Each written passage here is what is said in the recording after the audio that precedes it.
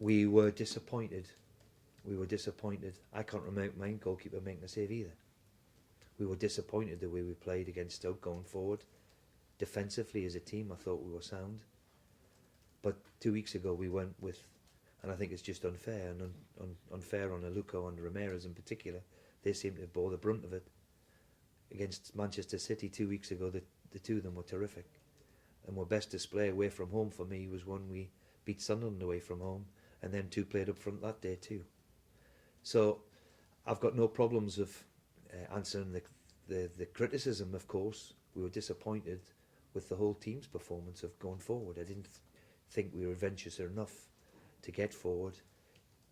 That saying, I can't remember my goalkeeper making a save too. It was one of them awful, horrible games where they're probably paying public or bought out their pants, which I can understand. But sometimes that happens.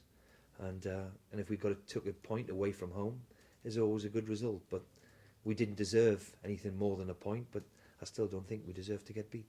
Is it good then that the next game comes so quickly? Yeah, especially a big one like it is.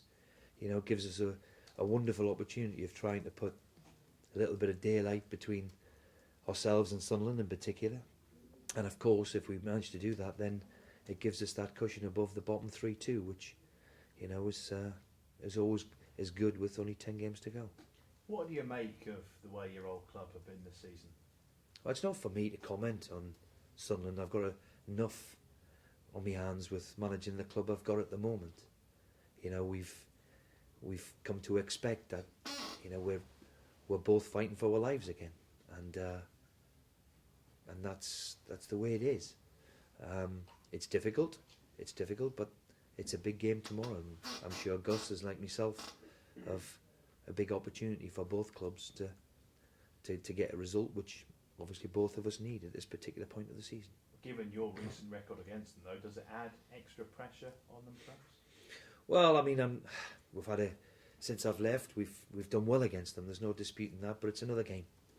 It's another game, and I don't take any real pleasure on. It's another 3 points as far as I'm concerned, and if we get the 3 points, then it'll go a long way from keeping us in this division, which is the most important thing for me. Whatever's happened in the past, with Sunderland's happened in the past. You know, it seems a long time ago now, and a few managers have been there and done it. But as I say, I'm only interested in what we do, and let's see if we can get the 3 points. And it's not just Sunderland, is it? Because Leicester come after that. So both these games, I mean, big, huge games.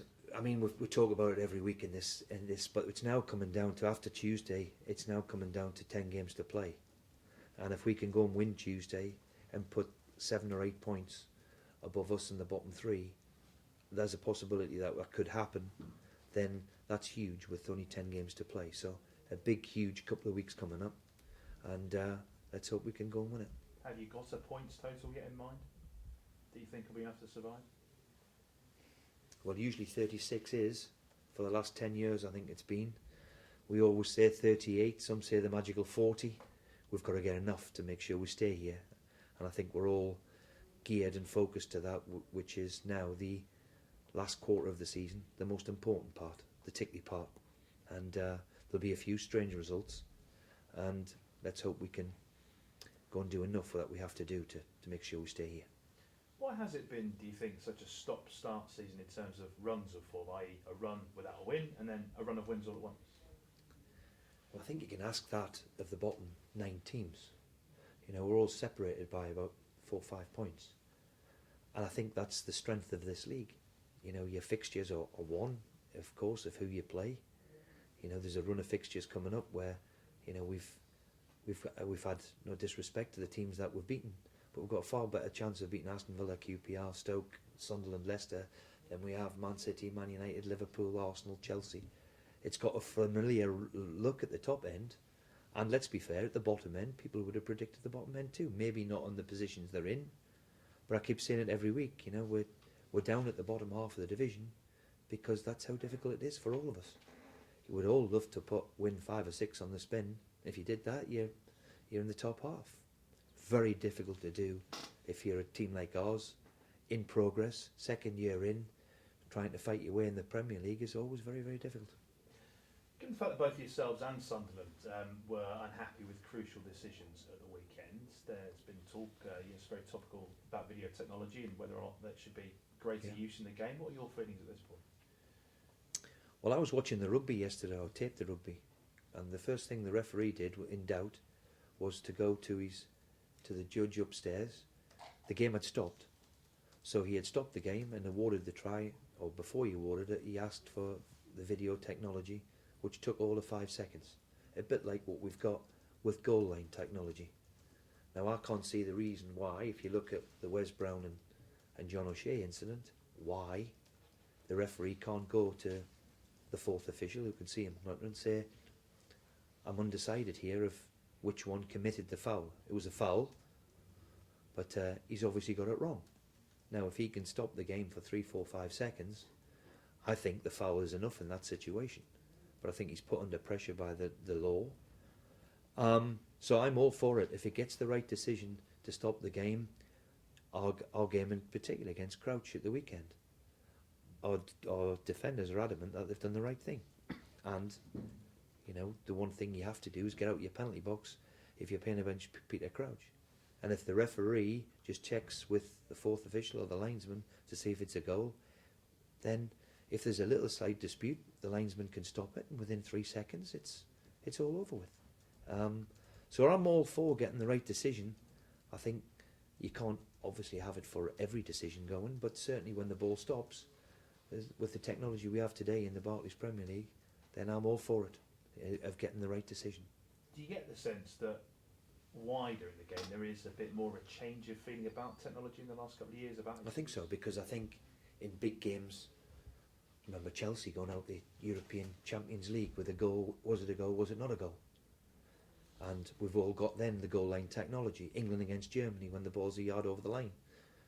So I think everybody's engaged that the goal line technology is a good thing.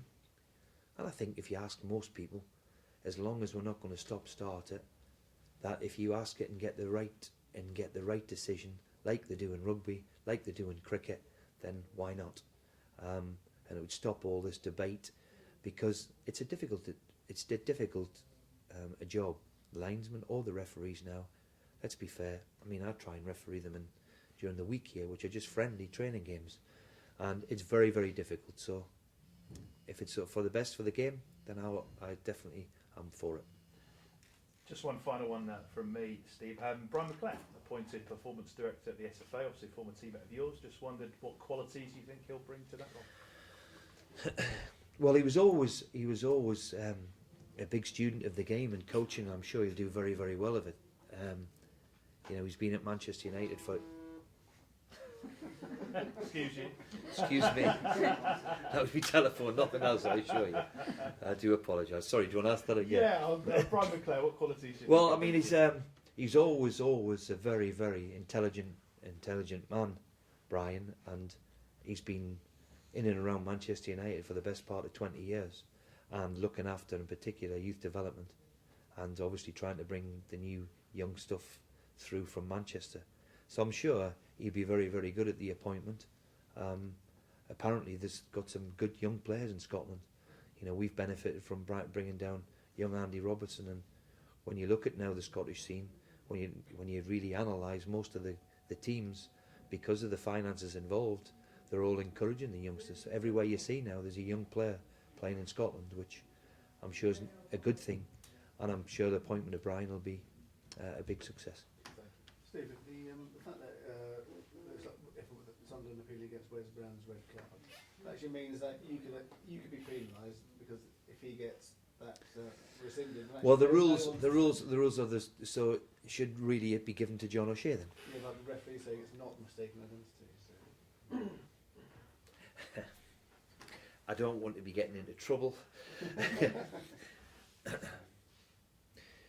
I'm saying, with video technology, why can't the referee look at it and say, I've made a mistake, rather than try and bungle it? Listen, we all make mistakes. I made a mistake on Saturday by picking the team I made because we got beat. So that happens. But when you do make a mistake, sometimes it's better to accept it, get on with it, and learn from it. You know, and in that decision anyway, for me, the penalty's enough. You know, Falcao's still got a bit to do from there. You know, he's pulled it out the sky, a great piece of skill, but is that a real denying a real goal-scoring opportunity? Maybe the penalty's enough anyway. It's dubious. And I think there's too many areas for referees in that decision, in them decisions. They all get marked and points taken off them, and there's not enough common sense. And the common sense would have been, for me, on that decision, would have been, it's a penalty. I'm not so sure whether it's Brown or O'Shea. That's enough. So I'm just going to let it go and not embarrass myself by giving, unfortunately, Wes Brown the card when he had nothing to do with it. Have you seen a picture today from Stephen Ireland's leg? Well, let me tell you, Stephen Ireland committed the worst challenge on the pitch on David Myler. He shouldn't have been on it if the referee had done his job properly. It was an awful challenge on David Myler after about 20 minutes in. I could take you a picture of Figueroa's ankle. He had 5 stitches in his on Saturday and carried on. Now, nobody wants to see a cut or somebody being injured as badly as what Stephen Ireland is. But unfortunately in football it happens. It happens. There's challenges, the way the studs are at the moment, the way they are, everybody is wearing these boots which are blades, called blades, or whatever they're called. And the challenge on Ireland, Mino's kicked the ball and followed through, and unfortunately has caught his leg. Now, if you really want to go and show the challenge on Stephen Ireland committed on David Myler, then for me he shouldn't have been on the pitch. So I'm all for challenges and the right decisions, but to highlight it, we're all devastated that he's got a nasty injury like that, but sometimes in football that happens. There's no suggestion that the FA were going to look at the challenge again. Well, at the time there wasn't even anybody went to the referee. No. The referee didn't award a free kick. It wasn't a free kick. It was one of them horrible ones where Mino's kicked the ball and he's followed through, and unfortunately he's caught the boy on the calf. And to get a cut like that, then you know it's a scythe, and you know your boots are. It's caught him more than planting a foot on him. So there's no real question to answer, really. To look at the match tomorrow, Steve, I mean, if you get 3 points, actually, suddenly you're even above Everton, I think, at least for 24 hours. For 24 hours. And as I've said, you know, we go 4 points above Sunderland, and we probably go 7 or 8 above third bottom position, which at this particular time of the season, with 10 games to go, is a huge swing. So a big, huge, important game. If we can win it, then we've got an outstanding chance of staying in this division, which I think it is, yes. Yes, it is, yeah. Steve, Yep. just a quick word, what you made of North Ferriby's performance at the weekend and what you'd say to them to give them the best chance when you go to Wembley. Well, we're absolutely delighted for the area, and of course the connection. You know, our owner's daughter owns the club with her husband Steve, which I know they're delighted, and we're all delighted for Billy and the team as well to get through is a remarkable achievement. And I'm delighted that, you know, us getting there last year and North Ferriby this year for the region, it's terrific to see. Well done them. One last one, Steve, if no one else has got one. We spoke to Ahmed earlier on, and the buzzword coming out of that interview was positivity from yourself, from the players. You know, for the next, 10 games or so, you're going to get people like me asking, you're in this dogfight, etc. Is it a 6-pointer, cup final against Sunderland tomorrow night? Is that the only way to be positive until the end of the season? Well, I think you've got to be. When you're a club like ours and you're in the bottom half of the division, what you have to, unfortunately, have to do, and it's not easy, is you have to accept that you're going to get beaten more than you win. And that's always difficult when you're managing a team. For me, and I've done it for the last, 10 years in the Premier League, is to stay positive, because you know you're going to lose more than you win. That's fact. I wish it was the other way around, where I was at a club where we were going to compete at the top end of the division. You know, it's not the case. So the one thing you have to be is remain positive, remain upbeat, don't get beat yourself up too badly. You know, and Saturday night I went home like with a face like a smacked arse, but sorry, I know you don't like to put that. But you have to recover and get over it, because you know we had an outstanding chance of taking something from the game and didn't quite grasp it. Weren't quite good enough on the day.